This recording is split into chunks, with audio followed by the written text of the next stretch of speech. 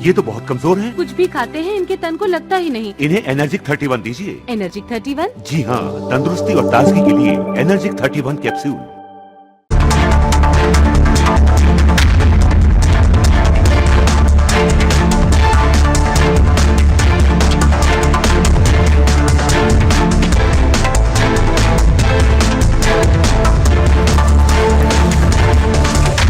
नमस्कार, मैं हूं सैयद सुहेल और आप देख रहे हैं आपका नंबर 1 शो ये भारत की बात है।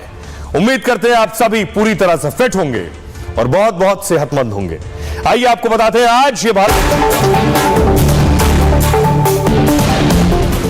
और आइए शुरुआत करने जा रहा हूं आज की पहली बड़ी खबर के साथ। और पहली बड़ी खबर पूरे देश ही नहीं पूरी दुनिया की नजर देश के महाकुंभ पर थी। आज मौनी अमावस्या थी, 10 करोड़ लोग पहुंचे थे और उस दौरान भगदड़ मच गई। भगदड़ में 30 लोगों की मौत हो गई है। इस पर बहुत सी बहस हुई है, बहुत से डिबेट हुए, लेकिन सुनिए जरा, योगी आदित्यनाथ बोलते हुए भावुक हो गए, रो पड़े बोलते बोलते कि 30 लोगों की मौत हो गई है। सुनिए पहले उन्हें। उन सभी परिजनों के प्रति हमारी पूरी संवेदना है।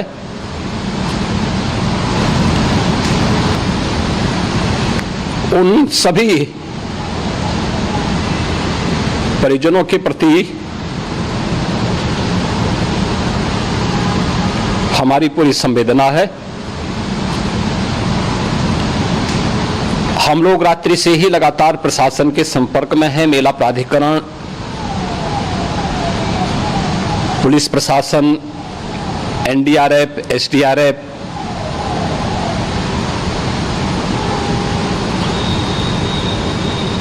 और भी अन्य जितने भी व्यवस्थाएं हो सकती थी उन सबको वहां पर तैनात किया गया है। तो योगी आदित्यनाथ भावुक हो गए, लेकिन देखिए हालात क्या थे। तस्वीर देखिए जरा, यह है भीड़ का आलम। ये आप देख रहे हैं रेला सैलाब, भक्तों का सैलाब आप देख रहे हैं। 10 करोड़ लोग दावा किया गया महाकुंभ में मौजूद थे। 8 से 10 करोड़ की भीड़, भक्त श्रद्धालु स्नान करने पहुंचे थे मौनी अमावस्या पर। जहां तक आपकी नजर जाएगी आपको लोग ही लोग नजर आएंगे। सोचिए, ये आलम था जिस वक्त भगदड़ मची, कदम रखने की जगह नहीं थी।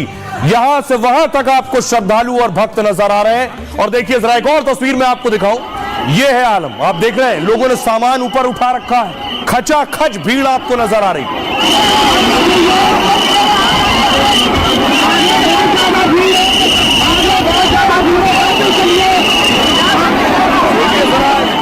ये रास्ता जा रहा है प्रयागराज के लिए, यानी संगम तट के लिए, और उस रास्ते पर जरा भीड़ का आलम देखिए क्या हालात है। कैसे लोग धीरे धीरे रेंगते हुए आगे बढ़ रहे हैं। केवल उन्हें संगम में डुबकी लगानी है और उसके बाद वापस लौटना है। पूरे परिवार के साथ, पूरे घरबार के साथ लोग पहुंच रहे हैं। और इस दौरान देखिए हुआ क्या।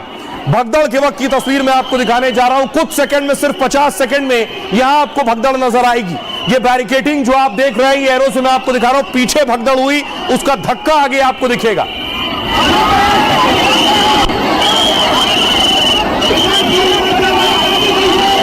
ये देखिए 50 सेकंड के अंदर ये आप भीड़ देख रहे हैं, दोनों तरफ धीरे धीरे धक्का आ रहा था। पीछे भगदड़ हुई है, भगदड़ के बाद धक्का इस तरफ आया है। तो आप देखिए धक्का लगते ही हुआ क्या। जैसे ही पीछे से धक्का आया, धक्का लगते ही देखिए बैरिकेडिंग खुल गई अपने आप, और उसके बाद लोग उस धक्के से बाहर निकले हैं।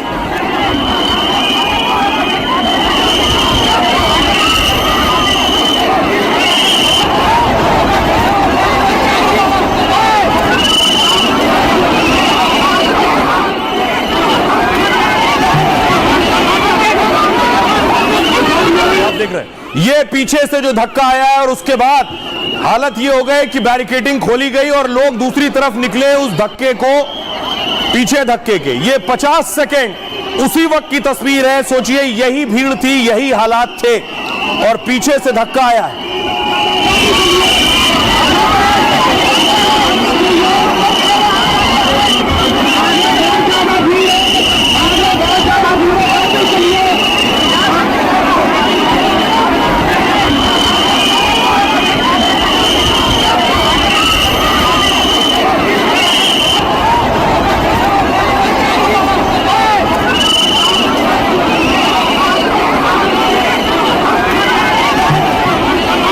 ये भगदड़ जहां पीछे हुई उसके बाद आगे की तरफ जो धक्का आया है, बैरिकेडिंग हटाई गई जिससे लोग अंदर आ सके।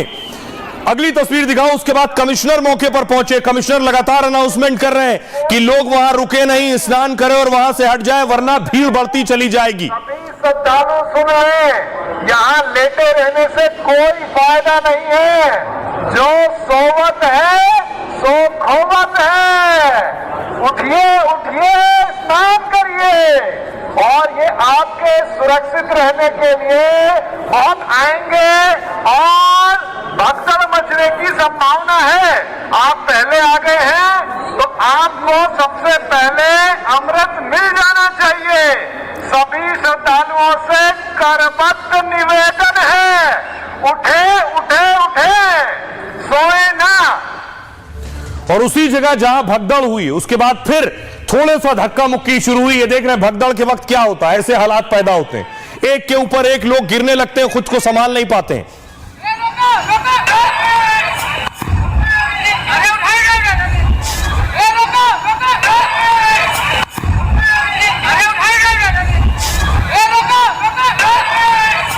और देखिए भगदड़ के बाद की तस्वीरें हिला देने वाली हैं।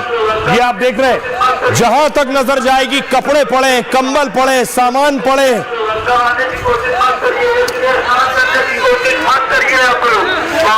कोशिश करिए आप लोग।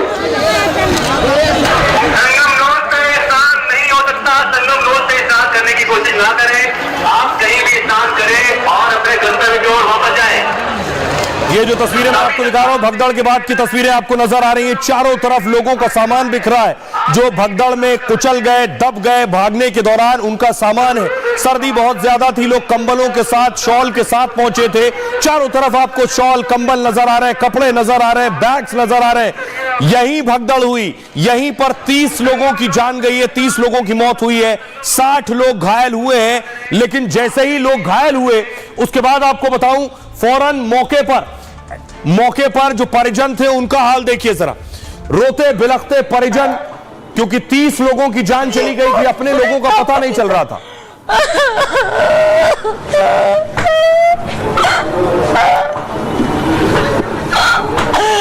मदद करते तो सब लोग बचते हैं ना, लोग बचते कोई पब्लिक में मदद नहीं, सब लोग वीडियो बता दे,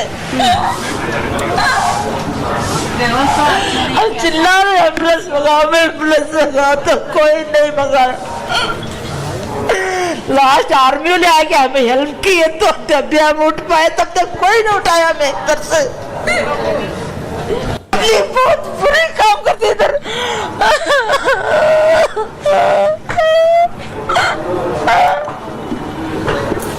और इस हालात के बाद देखिए जरा, चीख पुकार मची तो एम्बुलेंस पहुंचना शुरू हुई मौके पर, क्योंकि जितने लोग घायल थे उन्हें फौरन अस्पताल पहुंचाना। तो सोचिए भीड़ के बीच एम्बुलेंस का पहुंचना और पहुंचाना भी चुनौती था।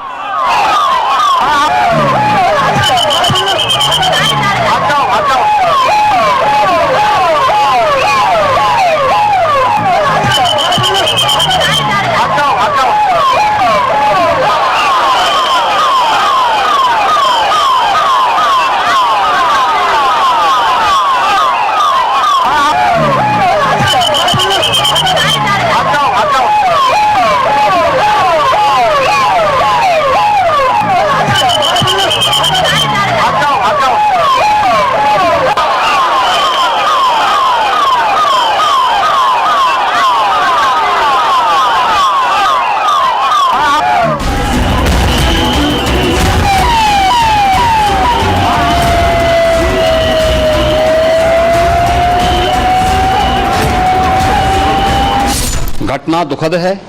उन सभी परिजनों के प्रति हमारी पूरी संवेदना है। दुनिया के सबसे बड़े आयोजन में इतना बड़ा हादसा हुआ कि सीएम योगी भी रो पड़े। उन सभी परिजनों के प्रति हमारी पूरी संवेदना है।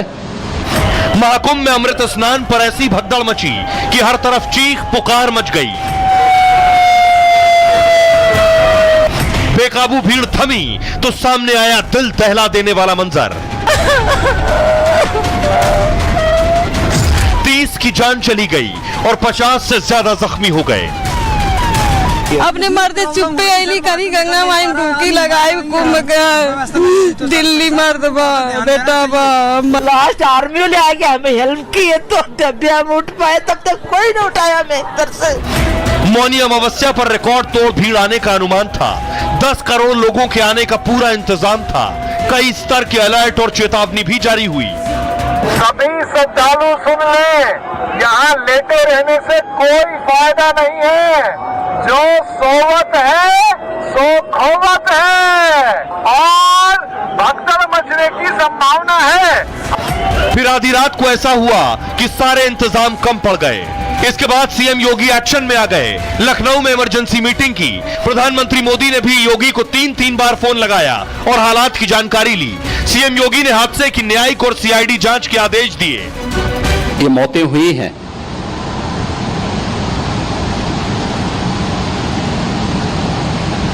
स्वाभाविक रूप से इन सब मुद्दों पर प्रश्न उठना स्वाभाविक भी है। आइए अब आपको बताऊं कि आखिर 30 मौतें हुई कैसे, ये पूरी घटना कैसे हुई, ये भगदड़ कैसे मची और इसकी पूरी कहानी और इनसाइड स्टोरी क्या है, देखिए जरा। दरअसल हालात कुछ ऐसे थे, भीड़ बहुत ज्यादा थी। महाकुंभ में 9 करोड़ से ज्यादा श्रद्धालु प्रयागराज पहुंचे। मौनी अमावस्या पर अमृत स्नान को लेकर भारी भीड़ पहुंची थी। रात के 1 बजे संगम तट पर श्रद्धालुओं की भीड़ अचानक बढ़ने लगी। कुछ देर बाद संगम पहुंचने के लिए धक्का मुक्की शुरू हो गई। हर शख्स वहां तक पहुंचना चाहता था। रात के 2 बजे संगम नोज पर भीड़ की वजह से बैरिकेडिंग टूट गई। बैरिकेडिंग टूटने से संगम नोज पर भगदड़ मच गई। पिलर नंबर 157 के पास कुछ महिलाएं अचानक जमीन पर गिर पड़ी। उनके उठाने के लिए उन्हें उठा लिया जाए, लोगों की भीड़ को रोकने की कोशिश की गई, इन महिलाओं को उठा ले, लेकिन इसी बीच संगम नोज पर भीड़ अनियंत्रित हो गई, अनकंट्रोलेबल हो गई। लोगों का जत्था उन्हें कुचलते हुए निकल गया। जब भीड़ हटी तो कई लोगों की मौत हो चुकी थी। चारों ओर चीखने पुकारने की आवाजें आ रही थी। इस भगदड़ में कई और लोग जमीन पर गिर गए थे। एकदम से भगदड़ मच गई और कुछ लोग एक दूसरे के ऊपर चढ़ भी गए। भगदड़ के बाद एम्बुलेंस से 90 लोगों को फौरन अस्पताल पहुंचाया गया। यूपी पुलिस ने भगदड़ में 30 श्रद्धालुओं की जान जाने की मौत की पुष्टि की है। डीआईजी के मुताबिक 25 मृतक श्रद्धालुओं की पहचान हो चुकी है। पुलिस के मुताबिक भगदड़ में करीब 60 लोग और हैं जो घायल हैं, अस्पताल में भर्ती हैं। मौनी अमावस्या पर स्नान से कुछ घंटे पहले ही यह हादसा हो गया है और हादसे के तुरंत बाद प्रशासन की टीम एक्शन में आ गई। करीब 70 एम्बुलेंस से घायलों को फौरन अस्पताल पहुंचाया गया है। मौनी अमावस्या पर अमृत स्नान के लिए पहले से ही लोग पहुंचे हुए थे। हुआ क्या कि मौनी अमावस्या का स्नान था, पहले से लोग पहुंचे और आगे आकर ही बैठ गए, वहीं सो गए इस इंतजार में कि जैसे ही मौनी अमावस्या का मुहूर्त आएगा वहीं डुबकी लगा लेंगे। 1-2 दिन पहले से शहर में करोड़ों लोग डेरा डाले हुए थे। मंगलवार को 5.5 करोड़ से ज्यादा श्रद्धालुओं ने डुबकी लगाई थी। अनुमान के मुताबिक इनमें से लाखों श्रद्धालु संगम के तट पर ही रुक गए। मौनी अमावस्या पर भी वो संगम में डुबकी लगाना चाहते थे। कमिश्नर भगदड़ को लेकर पहले से लगातार आगाह कर रहे थे, सोए नहीं, उठे और स्नान करें, भगदड़ मच सकती है, बार बार ऐलान हो रहा था, लेकिन भीड़ ने उनकी बात पर ध्यान नहीं दिया और उसके बाद ये भगदड़ मच गई। लेकिन उस वक्त जो चश्मदीद मौजूद थे वहां, उन्हें सुनिए जरा, वो आंखों देखी हाल बयां कर रहे हैं। भीड़िया जैसे आयतो के और जायतो के सब एकम रहला है तो हम साइडिया में रहली। वो जौन आवत वाला नहाए हमन के नहा के जात रहली, वही में इन्हने मोटरिया गठरिया लेके गिर जाता था। अच्छा, बुढ़ावे उड़ावे बहुत भीड़ रहल बनी। हम जब गिर गईली हमें केहू उठा नहीं सकल। तो क्या आप लोग वहाँ पे बैठी हुई थी? ठाड़ा में हमने नहा जात रही संगम से। कहाँ हाथ में भी चोट आई? बहुत चोट लगल बा बहनी। हमार गार्जियन सब नहाइया, 8 बहन हेरा गई, 8 चाची हेरा गई। 2-3 लोग घायल हो करके बोल रही। ऐसे ही भीड़ हो गई सर, भीड़ हो के धक्का मुक्का चलने लगा पूरा, यहाँ पूरे सांस बंद हो गया, पूरे नीचे भी गिर गए लोग। भी इकट्ठा आने जाने का ये वो हम सीधा जा रहे थे, उन्होंने कहीं से उल्टा आके बाद में हमारे ऊपर गिर गया। मैं तो करंट इसमें फंस गया था, खंबे में फंस गया था। 8 लोग मुझे उठाया, उतना दर्द हो गया। ये हार्ट के ऊपर 8 लोग ऐसे पाँव डाल रहे थे, क्या करने का बोलो। उनका हस्बैंड भी बहुत ये हो गया, सभी लोग एज हुआ था फिर भी आए थे, बहुत ये हो गया। अब अंदाज वो ये मत पूछिए कि कितनी भीड़ थी, ये नहीं पार होगी। हाँ, ये मत पूछिए कि कितनी भीड़ थी। उस टाइम तो हम उसको बोल कि अब खत्म हो गया है। हाँ, ऊपर चढ़ रहा था, ढकेल रहा था एक ऊपर में। सोचिए 30 लोगों की मौत हो गई, 60 घायल हो गए। फौरन प्रधानमंत्री नरेंद्र मोदी तक यह खबर पहुंची, योगी आदित्यनाथ तक रात को ही पहुंच गई थी। पीएम मोदी को जैसे ही पता चला, प्रधानमंत्री नरेंद्र मोदी ने योगी आदित्यनाथ को फोन लगाया और एक बार नहीं 3 बार पीएम मोदी ने फोन किया योगी को। महाकुंभ में भगदड़ के बाद लखनऊ से दिल्ली तक हड़कंप मच गया था। सीएम योगी से लेकर प्रधानमंत्री मोदी तक एक्शन में आ गए थे। पीएम मोदी ने सीएम योगी को 3 बार फोन किया। पहला फोन सुबह 6:21 पर पीएम मोदी ने योगी को लगाया। पीएम ने दूसरा फोन 7:41 पर योगी आदित्यनाथ को किया और तीसरा फोन 8:50 पर सीएम को लगाया। योगी ने प्रधानमंत्री मोदी को हालात की जानकारी दी, इसके बाद राहत और बचाव कार्य की जानकारी दी उन्हें। घटना के तुरंत बाद 70 से ज्यादा एम्बुलेंस संगम तट पर पहुंच गई। भगदड़ में घायल हुए लोगों को फौरन अस्पताल पहुंचाया गया। यह सारी जानकारी योगी आदित्यनाथ ने पीएम मोदी को दी। संगम तट पर एनएसजी कमांडो ने फौरन मोर्चा संभाला। 60,000 से ज्यादा जवानों को अलर्ट किया गया। संगम नोज पर लोगों की एंट्री बंद कर दी गई। आपको आगे बताऊंगा ये संगम नोज है क्या। प्रयागराज से सटे जिलों में श्रद्धालुओं को रोक दिया गया। अलग अलग घाटों पर भीड़ को डाइवर्ट किया गया। फौरन सीएम आवास पर योगी आदित्यनाथ ने इमरजेंसी बैठक बुलाई। इसमें पुलिस के बड़े बड़े अफसर शामिल हुए हैं। सीएम योगी ने व्यवस्थाओं की फौरन समीक्षा ली कि हालात क्या है। अफसरों से कुंभ में भगदड़ की वजह पूछी कि आखिर कैसे मची भगदड़। अधिकारियों को फौरन योगी ने जरूरी दिशा निर्देश दिए। घायलों के बेहतर उपचार के भी निर्देश दिए गए। हादसे की जिम्मेदारी तय करने की योगी ने बात की है। सीएम योगी ने श्रद्धालुओं से अपील की है कि किसी तरह की अफवाह पर ध्यान न दें, प्रशासन के निर्देशों का पालन करें। किसी भी घाट पर जाकर स्नान कर लें, संगम के नोज पर ही जाने की जिद ना करें कि वहीं जाकर स्नान करेंगे। कुछ घंटे में प्रशासन ने स्थिति पर काबू पा लिया। सीएम योगी कल प्रयागराज के दौरे पर जा सकते हैं। महाकुंभ में पहुंचकर हालात का जायजा भी ले सकते हैं। 30 लोग जिनकी मौत हुई है उनके परिजनों को 25 लाख रुपए मुआवजे का ऐलान भी सीएम योगी ने किया है। सुनिए योगी क्या कह रहे हैं और प्रधानमंत्री नरेंद्र मोदी भी अपनी संवेदनाएं प्रकट कर रहे हैं। मृतक के परिजनों के प्रति हम प्रदेश सरकार की तरफ से जिन्होंने इस हादसे में अपने परिवार के सदस्यों को खोया है, मैं उन सब के प्रति अपनी संवेदना भी व्यक्त करता हूं और परिवारजनों को हम प्रदेश सरकार की तरफ से 25-25 लाख रुपए की आर्थिक सहायता की घोषणा भी कर रहे हैं। और इस पूरी घटना की हम लोग न्यायिक जांच करवा करके इसकी तह में भी जाएंगे। इसके अलावा पुलिस के स्तर पर भी अलग से हम लोग इसके एक अलग से भी जांच करवाएंगे कि आखिर कहां पे ऐसे हादसे किन कारणों से हुए हैं। प्रशासन के साथ संवाद भी रहा है, विभिन्न अखाड़ों के साथ संवाद रहा है, अन्य संतों के साथ भी दिन भर हम लोग संवाद बनाते रहे हैं। प्रातःकाल से आदरणीय प्रधानमंत्री जी का, माननीय गृह मंत्री जी का, माननीय राष्ट्रीय अध्यक्ष जी का, अन्य तमाम केंद्रीय मंत्रियों का, माननीय रेल मंत्री जी का, प्रदेश की माननीय राज्यपाल महोदया का भी इस संबंध में बराबर आवश्यक दिशा निर्देश भी और मार्गदर्शन भी प्राप्त होता रहा। मैं महाकुंभ में जो दुखद हादसा हुआ है उस हादसे में हमें कुछ पुण्यात्माओं को खोना पड़ा है। कई लोगों को चोटें भी आई हैं। मैं प्रभावित परिवारों के प्रति संवेदना व्यक्त करता हूं और घायलों के जल्द स्वस्थ होने की कामना करता हूं। मैं यूपी सरकार के साथ निरंतर संपर्क में हूं। मौनी अमावस्या की वजह से करोड़ों श्रद्धालु आज वहां पहुंचे हुए हैं।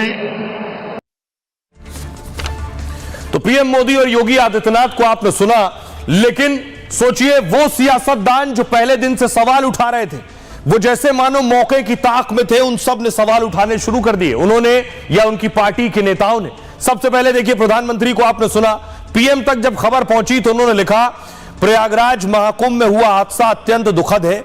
इनमें जिन श्रद्धालुओं ने अपने परिजनों को खोया है, उनके प्रति मेरी गहरी संवेदनाएं हैं। इस सिलसिले में मैंने मुख्यमंत्री योगी आदित्यनाथ जी से बात की है। मैं लगातार राज्य के संपर्क में हूं। राहुल गांधी ने कहा, इस दुखद घटना के लिए कुप्रबंधन, बदइंतजामी और आम श्रद्धालुओं की जगह वीआईपी मूवमेंट पर प्रशासन का विशेष ध्यान जिम्मेदार है। अभी महाकुंभ का काफी समय बचा हुआ है, कई और महास्नान होने वाले हैं। आज जैसी दुखद घटना आगे ना हो, इसके लिए सरकार को व्यवस्था में सुधार करने चाहिए। योगी आदित्यनाथ ने कहा, मां गंगा के हर घाट को स्नान के लिए व्यवस्थित किया गया है, इसलिए श्रद्धालु जिस घाट के समीप है वहीं जाकर फौरन स्नान कर लें, उसी जगह पर स्नान कर लें, संगम नोस पर जाने का प्रयास ना करें, योगी ने कहा। अखिलेश यादव ने कहा, श्रद्धालु इस कठिन समय में संयम और धैर्य से काम लें, शांतिपूर्वक और अपनी तीर्थ यात्रा संपन्न करें। सरकार आज की घटना से सबक लेते हुए श्रद्धालुओं के रुकने, ठहरने, खाने के बेहतर इंतजाम करे। संजय राउत ने कहा, सरकार प्रशासन का ध्यान मार्केटिंग पर था दरअसल, और भक्तों के लिए सही व्यवस्था नहीं की गई है। अरविंद केजरीवाल ने कहा, महाकुंभ में हुई भगदड़ की घटना बेहद दुखद है। सभी श्रद्धालुओं से विनम्र अपील है कि धैर्य बनाए रखें और सावधानी बरतें, प्रशासन के निर्देशों का पालन करें और एक दूसरे की सुरक्षा का ध्यान रखें। नीतीश कुमार ने कहा, प्रयागराज महाकुंभ में हुई दुर्घटना दुर्भाग्यपूर्ण है और श्रद्धालुओं की मृत्यु अत्यंत दुखद है। घायलों के जल्द ठीक होने की कामना करता हूं। तेजस्वी ने कहा, प्रयागराज महाकुंभ में मौनी अमावस्या स्नान के दिन संगम तट पर भगदड़ और श्रद्धालुओं के घायल होने और मौत की खबर अत्यंत दुखद है। सुनिए जरा अब ये सियासतदान क्या कुछ कह रहे हैं। करोड़ों लोग अगर आप वहां लाते हैं, बुलाते हैं, तो उनकी व्यवस्था क्या है? लोग सड़क पर बैठे हैं, महिलाएं सड़क पर सोई है। मैंने उनकी रिएक्शन देखी है कि क्या है कुंभ में। लोग अभी भी अखिलेश यादव जी के कार्यकाल में जो कुंभ हुआ था उसकी याद निकालते। वो व्यवस्था सर्वोत्तम व्यवस्था थी अखिलेश यादव जी की। कैसे आ रहे हैं, कैसे जा रहे हैं, हेलीकॉप्टर से आ रहे हैं, जहाज से आ रहे हैं। आपने देखा पूरा कैबिनेट जाके माँ गंगा के गोद में जाकर संगम स्थल पे जाके अटखेलियां खेल रहा था, वहां पर जल क्रीड़ा कर रहे थे। सोच सकते हैं आप, वहां धार्मिक भावना से आप गए हैं, वहां जाकर आप माथे लगाएंगे, जल को आचमन करेंगे, जल आचमन करके आशीर्वाद लेंगे। वहां पूरी तरीके से केवल और केवल ब्रांडिंग की जा रही थी। व्यवस्था एक राज्य सरकार नहीं कर पा रही, वो वीवीआईपीस की ही देखरेख में व्यस्त है। उनकी कोई व्यवस्था नहीं है, उनकी सुरक्षा की, उनकी हिफाजत की कोई व्यवस्था नहीं है। पूरे दिन इसका राजनीतिकरण करने में कोई देर नहीं लगा रहे, लेकिन अपना राजधर्म का निर्वहन करने में देखिए उन्होंने कितनी कोताही बरती। उनसे कहूंगा कि अफवाह पर वो ध्यान न दें। जो वहाँ प्रशासन लगा है, वो प्रशासन जो निर्देश दे उस निर्देश का पालन करें और आसानी से अपना आराम से जो जहाँ है वहाँ स्नान करें। ये इंजरी या डेथ, मैं भगदड़ की मौत नहीं कहूंगा। ये भगदड़ अक्सर उन जगहों पे होती है जहाँ व्यवस्था कुव्यवस्था में तब्दील हो जाए। ये कुव्यवस्था द्वारा जनित मौत है। हालात सामान्य हो रहे हैं और प्रधानमंत्री श्री नरेंद्र मोदी जी उत्तर प्रदेश के मुख्यमंत्री योगी आदित्यनाथ जी के साथ निरंतर संपर्क में हैं। तमाम एहतियाती कदम उठाए जा रहे हैं। अब देखिए, जैसे ही ये हादसा हुआ, सियासत अपनी जगह थी, लेकिन दूसरी तरफ मैं आपको दिखाऊं, लगातार अनाउंसमेंट हो रहा था बाकायदा रेलवे स्टेशन पर, जिससे भीड़ एक साथ न जुटने पाए। महाकुंभ जाने के लिए अभी कोई गाड़ी नहीं है। कृपया यात्री ठहराव क्षेत्र में जाकर आराम करें। यात्रीगण लाइन से आइए। प्रयागराज महाकुंभ जाने के लिए अभी कोई गाड़ी नहीं है। कृपया यात्री ठहराव क्षेत्र में जाकर आराम करें। आप सुन रहे थे कि कुछ ट्रेन भी कैंसिल हुई इस भगदड़ के बाद, क्योंकि जो भीड़ पीछे से आ रही थी उसे रोकना भी था। उसे रोकने की वजह से देखिए क्या हुआ, यह लंबा जाम आपको नजर आ रहा है, क्योंकि लोग तो अपने घरों से परिवार वालों के साथ निकल चुके थे।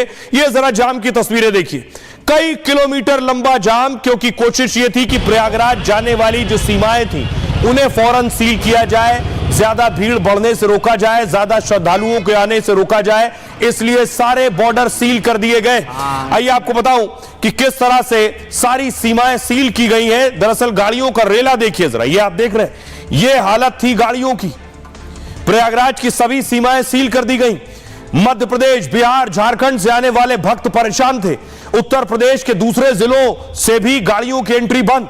प्रयागराज से सटे बॉर्डर पर 2 लाख गाड़ियां फंसी हुई हैं। कौशांबी, जौनपुर जैसी जगहों से लोग पैदल ही चल रहे हैं, यानी महाकुंभ के लिए 50 से 100 किलोमीटर तक लोग पैदल चल रहे हैं। अब देखिए अलग अलग शहर का हाल। वाराणसी में प्रयागराज जाने वाले सभी रूट पर बैरियर लगा दिए गए।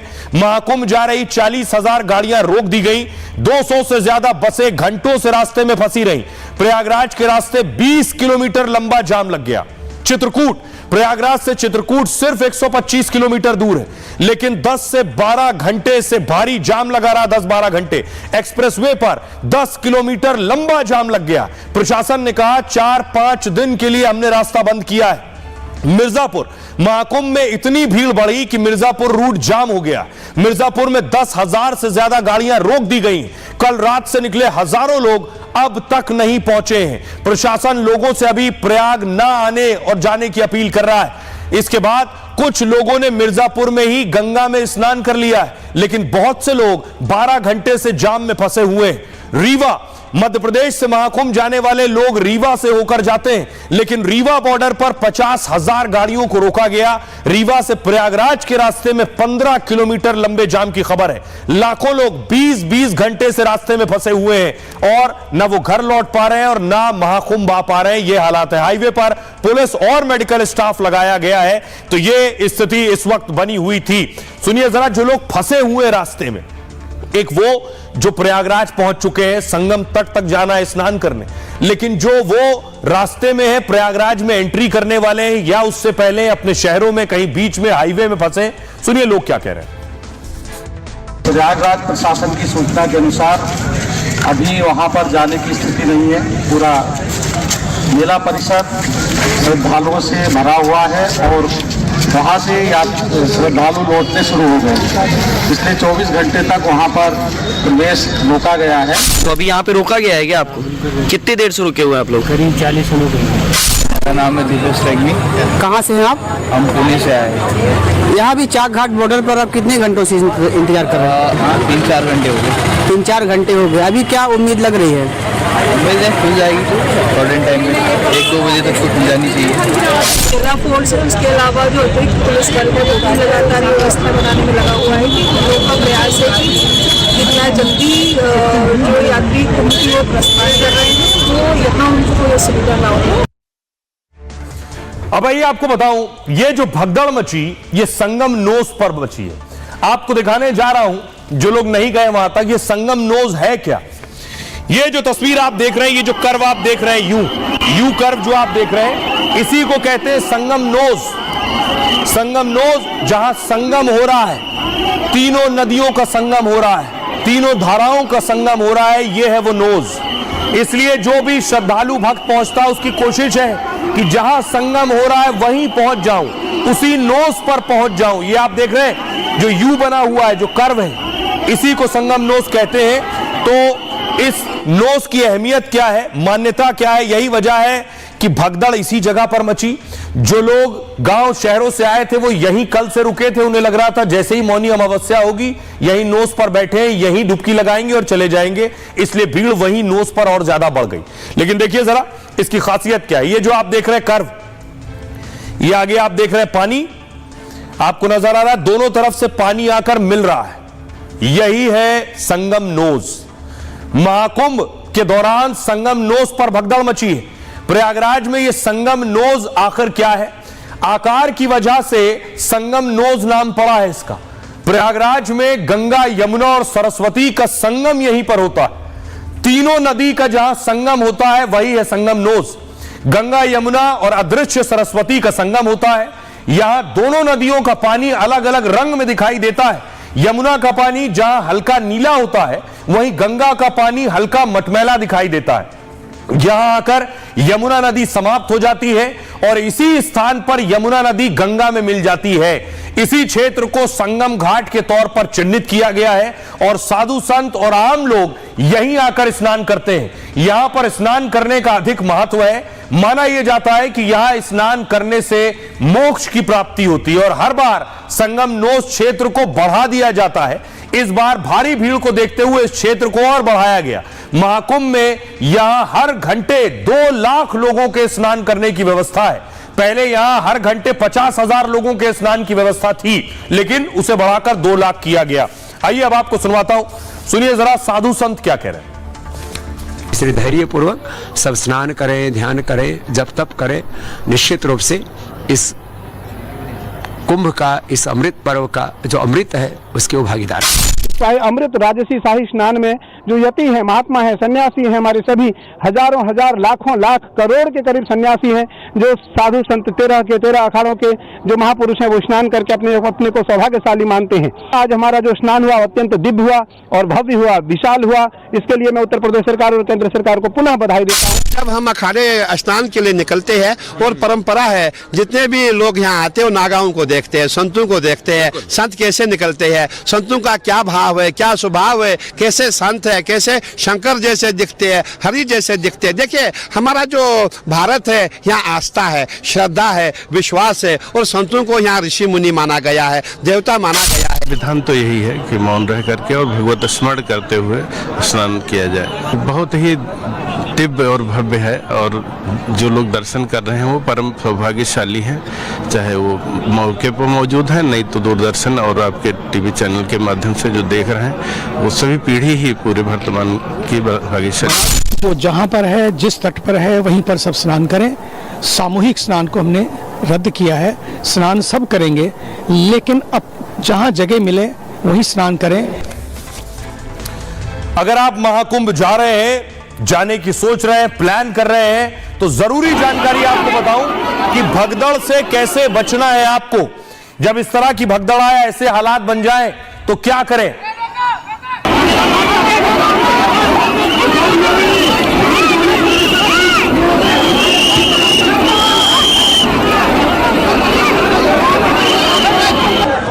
अब बहुत जरूरी जानकारी, सिर्फ महाकुंभ के लिए नहीं, कहीं भी आप भगदड़ में जा रहे हैं, भगदड़ की स्थिति में फंस गए, तो क्या करना है आपको। देखिए भीड़ भाड़ वाली जगहों पर सबसे ज्यादा भगदड़ होती है।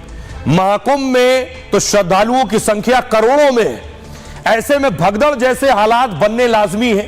तो भगदड़ की स्थिति में अगर आप फंस गए तो सबसे पहले क्या करें, अपने शरीर को संतुलन करें, उसका कंट्रोल करें कि वो बैलेंस बन जाए।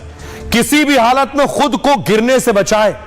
गिरने की स्थिति में क्या होता है, बाकी लोग कुचलते हुए आगे बढ़ जाते हैं, जो गिर गया फिर वो उठ नहीं पाता है। इसलिए पहली मुद्रा यह है, दोनों हाथों को क्रॉस करते हुए सीने पर रख ले।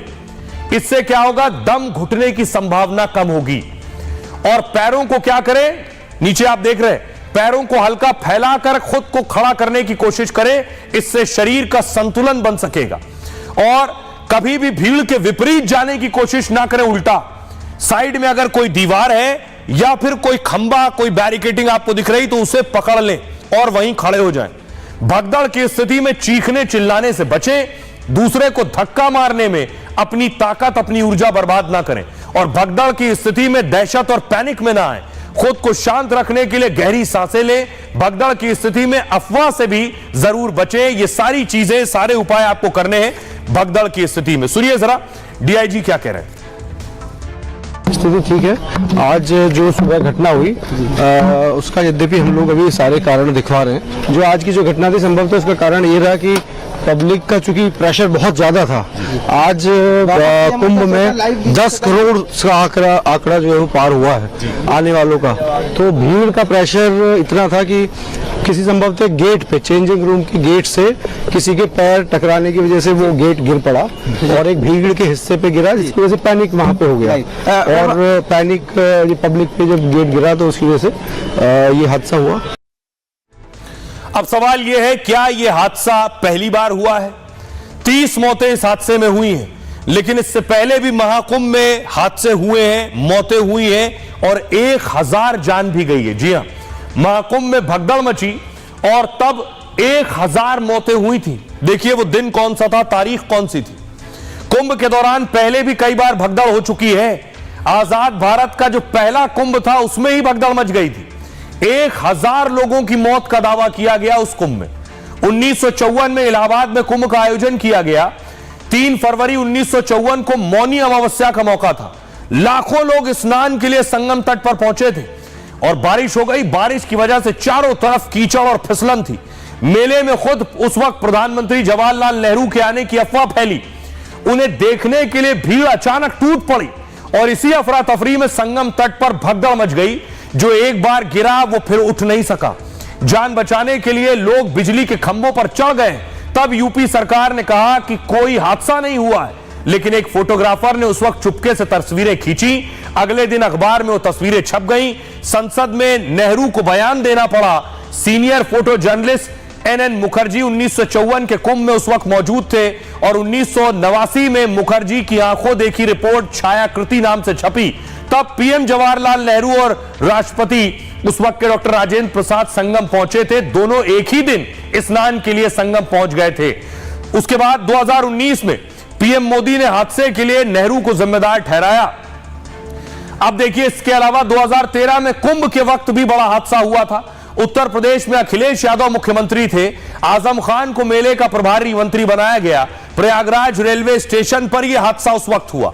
यात्री 6 नंबर प्लेटफॉर्म पर ट्रेन का इंतजार कर रहे थे और इसी दौरान अचानक प्लेटफॉर्म बदल दिया गया। भारी भीड़ दूसरे प्लेटफॉर्म पर जाने के लिए निकली और फुट ओवर ब्रिज पर तिल रखने तक की जगह नहीं थी। लोगों को भागते देख रेलवे पुलिस ने लाठी चलानी शुरू कर दी। एक दूसरे के ऊपर लोग गिरने लगे और इस दौरान भगदड़ मच गई। कई लोग ओवर ब्रिज से ही नीचे गिर गए। 36 लोगों की तब मौत हो गई थी। कफन के लिए रात भर लोग भटकते दिखे और हादसे के बाद आजम खान ने इस्तीफा दे दिया था। अखिलेश सरकार ने रेलवे को इसके लिए जिम्मेदार ठहराया था। तो इससे पहले भी हादसे हुए, लेकिन सुनिए आज सियासतदान क्या कह रहे हैं। बहुत बैड एंड सैड इंसिडेंट हुआ। अब कंपेयर कीजिए हमारा गंगा सागर के साथ, जैसे हमारा चीफ मिनिस्टर ममता बनर्जी उसके पहले विजिट करते हैं, पूरा प्लानिंग, पूरा मॉनिटरिंग करते हैं, एक प्रॉपर प्लानिंग के साथ होता है। कुंभ में जो हुआ वो प्लानिंग नहीं था, मॉनिटरिंग नहीं था, इंफ्रास्ट्रक्चर नहीं था, क्राइसिस मैनेजमेंट नहीं था। इसका पूरा फेलियर है ये यूपी सरकार और सेंट्रल गवर्नमेंट का। वीआईपी कल्चर है, चूंकि उनको ज्यादा स्पेस देना पड़ता है, जगह खाली रखनी पड़ती है और पुलिस प्रशासन पूरा उनके इंतजाम में लगा रहता है। एक तो उसको कम किया जाना चाहिए। करीब 5000 करोड़ रुपए किस लिए लगाया गया है? आपकी व्यवस्था इतनी ढीली है कैसे, क्यों नहीं पता लग जाता है? अमीर उद्योगपति हैं, उनको वहां पे बुला के पूरी व्यवस्था को खराब किया जा रहा था। तो ये जो अमीरों की चाटुकारिता हर बड़े धार्मिक समारोह में भारतीय जनता पार्टी की सरकारें कर रही हैं। तो सियासतदान को आप सुन रहे हैं, सियासत भी खूब हो रही है, लेकिन इस घटना और हादसे के बाद भी लोग पहुंच रहे थे। अखाड़ों में जोश देखिए सर, ये मैं आपको दिखा रहा हूं। अखाड़ों के स्नान शुरू हुआ लगभग 1:30-2 बजे के आसपास, उस वक्त की तस्वीर आप देख रहे हैं।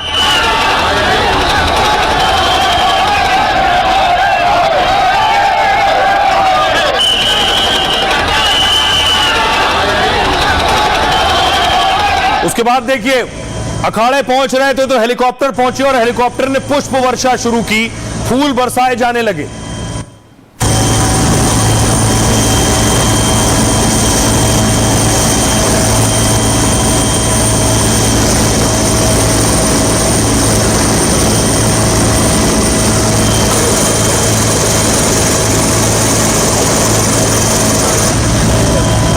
ऊपर से पुष्प वर्षा हो रही थी और नीचे नागा साधु स्नान कर रहे थे। यह तस्वीर देखिए जरा, नागा जिस वक्त संगम में डुबकी लगाने पहुंचे उस वक्त की तस्वीर है।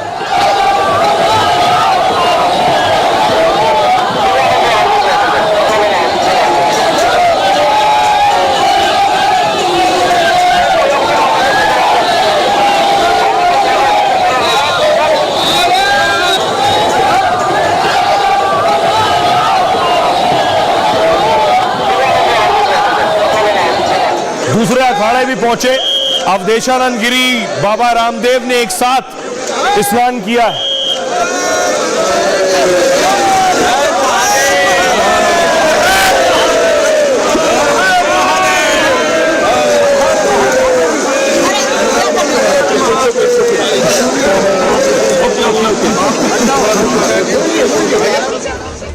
देखिए, ये हादसे के बाद स्नान शुरू हुआ, क्योंकि आज अमृत स्नान था इसलिए देर से हुआ। फिर देखिए जरा, शंकराचार्य पहुंचे, अभिभुक्तेश्वरानंद स्नान करने पहुंचे संगम के तट पर।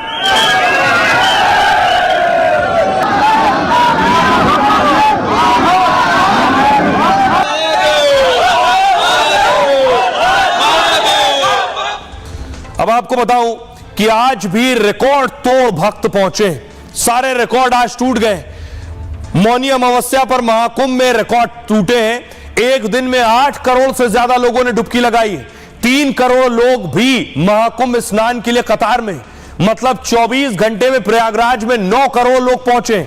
दुनिया में कभी किसी आयोजन में इतनी भीड़ नहीं आई। इटली, फ्रांस और ब्रिटेन की आबादी 6 करोड़ के करीब है। इन तीनों देशों से ज्यादा लोग एक दिन में महाकुंभ पहुंचे। महाकुंभ में 17 दिन में 26 करोड़ से ज्यादा लोग आ चुके हैं। पाकिस्तान की आबादी सोचिए 24 करोड़ है, रूस की 15 करोड़ है, महाकुंभ में 26 करोड़ लोग आए, यानी पाकिस्तान रूस से ज्यादा लोग महाकुंभ में पहुंचे। प्रयागराज का महाकुंभ अभी 28 दिन और चलने वाला है और 45 से 50 करोड़ लोग आने का अनुमान है। आबादी में भारत, चीन के बाद अमेरिका का नंबर आता है। पूरे अमेरिका की आबादी सोचिए 35 करोड़ है और अकेले प्रयागराज में महाकुंभ में 45 से 50 करोड़ लोग पहुंचने वाले, यानी अमेरिका से भी ज्यादा लोग आ रहे हैं। दुनिया के दूसरी जगहों पर देखिए जरा, स्वर्ण मंदिर में रोज करीब 1 लाख श्रद्धालु पहुंचते हैं। साल भर में 3 से 4 करोड़ लोग आते हैं। बुर्ज खलीफा दुबई रोज करीब 50,000 लोग जाते हैं। सालाना पहुंचने वाले 1.5 करोड़ से 2 करोड़ सैलानी है। एफिल टावर रोज करीब 30 लाख लोग पहुंचते हैं और साल भर में 1 करोड़ लोग पहुंचते हैं एफिल टावर। वेटिकन सिटी रोज 20 से 25,000 लोग पहुंचते हैं। यहां हर साल 60 से 70 लाख लोग आते हैं वेटिकन सिटी में। सुनिए जरा, साधु संतों ने डुबकी लगाई, अमृत स्नान किया मौनी अमावस्या पर। सुनिए क्या कह रहे हैं। कहीं भी जहां स्थान मिले वहां पे स्नान कर लें। इस समय 10-15 करोड़ लोग यहाँ हैं और इतने लोगों का एक साथ रहना एक नगर में व्यवस्था के लिए बड़ी चुनौती है। तो कहीं भी गंगा का ध्यान करके तब दर्शनार्थ मुक्ति, उनके तो स्मरण से मुक्ति की बात हम कहते रहे हैं। संयम रखें, यही संगम है। जो जहाँ है वहीं से आप स्नान करें। लगभग 1 महीने का महाकुंभ है। जरूरी नहीं कि आप एक पर्व में ही पहुंचें। इस 1 महीने में किसी भी दिन आकर के, जब खाली दिन हो, जब बहुत ज़्यादा समुदाय ना हो, ताकि शरीर को कष्ट ना पहुंचे, हमें संयम रखना है और विशाल काय जन समुदाय में हमें प्रशासन के निर्देशों का पालन करना। आज बहुत ही पुण्य स्नान है। मैम क्या कहेंगी मौनी अमावस्या का? मौनी अमावस्या में मेरा यहाँ रहना और इस कुंभ में शामिल होना मेरे लिए बहुत ही सौभाग्य की बात है। इतने लोग उमड़ कर आ रहे हैं तो मुझे परेशानी होती है, डर लगता है। जिस दिन से मैं आई हूँ यहाँ 26 शाम को आई, तब से मैं देख रही हूँ इतनी भीड़ है, ऐसा लगता है कि हमारे देश का आधा लोग तो इधर ही हैं। एंड आई मीन इतना इसका पब्लिसिटी भी हुआ है जिसकी वजह से सब लोग आना चाहते हैं। बुजुर्ग है, बच्चा है, सब लोग। और सबसे ज्यादा आकर्षण का केंद्र अगर महाकुंभ में कोई बना है तो वो है विदेशी साधु संत, विदेशी भक्त आ रहे हैं और अपने रंग में रंगे हुए हैं।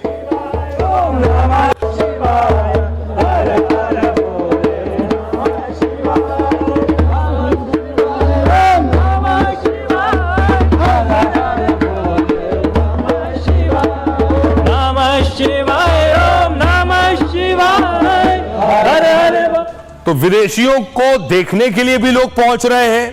विदेशियों को देखकर भी लोगों का यकीन और बढ़ रहा है। अब देखिए, बड़ी संख्या में विदेश से लोग महाकुंभ में पहुंच रहे हैं। अब तक 10,000 लोगों के मेले में पहुंचने की खबर है। अनुमान है कि पूरे महाकुंभ में 5 से 10 लाख विदेशी आएंगे। पिछले अमृत स्नान में इटली से आए भक्तों ने खास स्नान किया। इटली की महिलाओं ने रामधुन और शिव तांडव भी गाया था। इटली से आए प्रतिनिधिमंडल ने योगी से मुलाकात की थी और इस बार ब्रिटेन से आए कई लोग महाकुंभ में झूमते भी दिखे। अमृत स्नान के बाद वो हर हर महादेव के नारे लगाने लगे। अमेरिका, रूस, यूक्रेन से भी सैकड़ों लोग आए हुए। महाकुंभ में विदेशी संतों वाला एक खास शिविर भी है। इस कैंप में 100 विदेशी सनातन का प्रचार प्रसार कर रहे हैं। अमेरिका, इजराइल और फ्रांस के डॉक्टर, इंजीनियर यहां हैं। 12 से ज्यादा विदेशी तो संन्यास लेकर महामंडलेश्वर बन गए। यह खास शिविर है मॉरिशस में जन्मी हिंदू साईं मां का और अमेरिका और जापान में साईं मां ने कई आश्रम बनाए हुए हैं। 2007 में प्रयाग अर्ध कुंभ में जगत गुरु की उपाधि उन्हें मिली और अब महाकुंभ में विदेशियों को दीक्षा दी जा रही है। आइए अब आपको सुनवाता हूं, सुनिए जरा जो विदेशी आ रहे हैं वो क्या कह रहे हैं। महादेव, हर हर महादेव। मेरी नाम अंतर्मा सरस्वती दास। मैं शरीर यूके। आत्मन परमात्मन सनातन धर्म भारत माता की जय। मेरी गुरु माता नाम श्री गुरु माता विज्ञानंबा परमहंस परिव्राजका केरला। सहस्त्र ललित सहस्रनाम साधना गंगा स्नानम and my friends Papu ji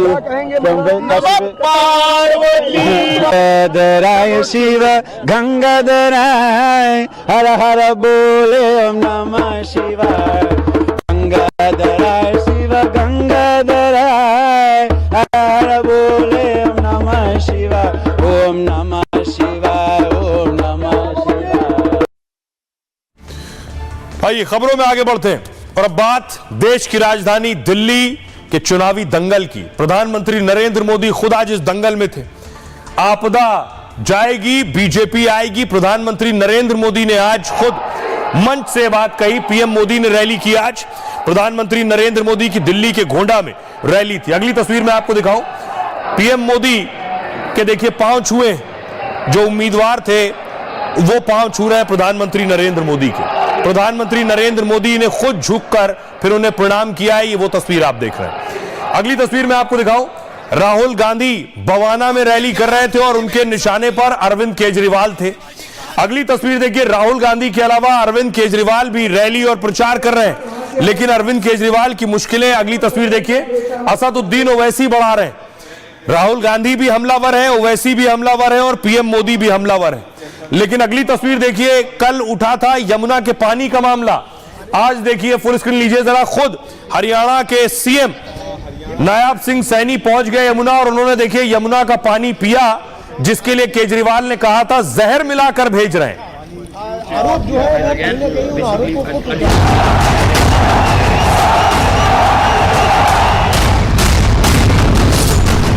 5 फरवरी आएगी, आपदा जाएगी, भाजपा आएगी। दिल्ली की सियासत अब पानी पर तैरने लगी है। केजरीवाल के एक बयान ने उनकी मुश्किल बढ़ा दी है। बीजेपी ने पानी के मुद्दे पर उन्हें पानी पानी करने की रणनीति बना ली है। मोर्चा संभाला है खुद पीएम ने। ऐसा हमला किया कि जवाब देना मुश्किल हो रहा है। क्या हरियाणा के लोग अपने ही बच्चों के पानी में जहर मिला सकते हैं क्या? पिछले 11 साल से ये प्रधानमंत्री भी वही पानी पीता है। सारे न्यायाधीश, सारे न्यायमूर्ति, सभी हमारे सम्मानित सदस्य भी पीते हैं। शायद केजरीवाल ने सोचा था कि एक बयान से चुनाव की दिशा बदल जाएगी, लेकिन केजरीवाल को अब लेने के देने पड़ रहे हैं। अब तो राहुल ने भी हमला बोल दिया है। केजरीवाल जी ने यमुना का पानी नहीं पिया है, आपको गंदा पानी पीना पड़ता है, मगर केजरीवाल जी शीश महल में रहते हैं, साफ सुथरा पानी पीते हैं और आपको झूठे बयान करते हैं। तो सवाल ये, क्या केजरीवाल पानी के मुद्दे पर घिर गए हैं? क्या केजरीवाल अपने ही बुने जाल में फंस गए हैं? इन आपदा वालों की लूटिया यमुना जी में ही डूबेगी।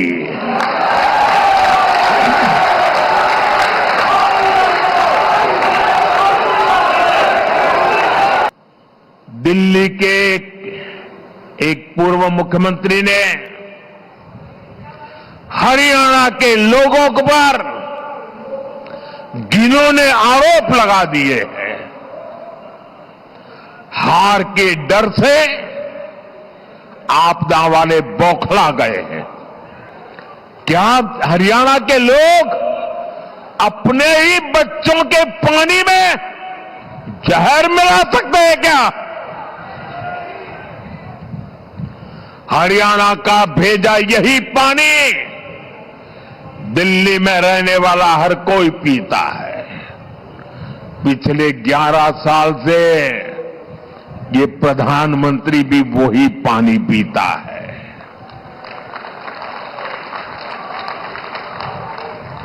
हरियाणा का भेजा यही पानी दिल्ली में रहने वाले हमारे सारे न्यायाधीश, सारे न्यायमूर्ति, सभी हमारे सम्मानित सदस्य भी पीते हैं। क्या कोई ये सोच सकता है क्या? भारतीय जनता पार्टी ने दिल्ली में आने वाले पानी में जहर मिला के भेज दिया है दिल्ली, ताकि दिल्ली के अंदर अफरा तफरी मच जाए, दिल्ली के लोग मर जाएं। एक मास जेनोसाइड की बात केजरीवाल ने की है। कल ही WHO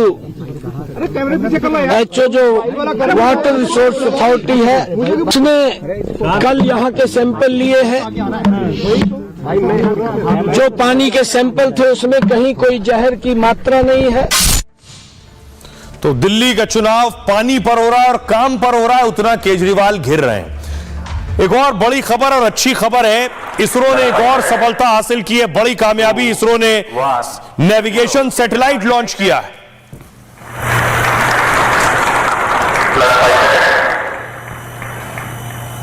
lift off normal magnificent lift off GSLV F-15। तो इसरो की इस ऐतिहासिक सफलता नेविगेशन सैटेलाइट लॉन्च, जिसे लिटिल ऑफ GSLV F-15 6/23 पर इसे जो है लॉन्च किया गया। आइए आपको बताते हैं। सैमसंग गैलेक्सी AI की मदद से इसको रिकॉर्ड करते हैं और फिर समराइज करते हैं।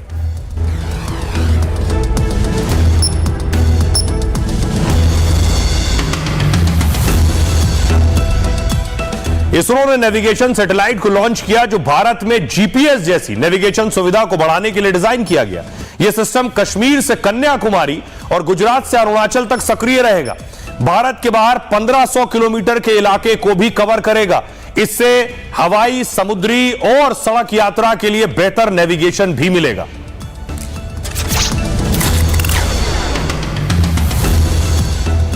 तो यह था आपके लिए सरल अंदाज में खबरों की सटीक पेशकश गैलेक्सी AI की मदद से सैमसंग गैलेक्सी Z Fold 6 पर।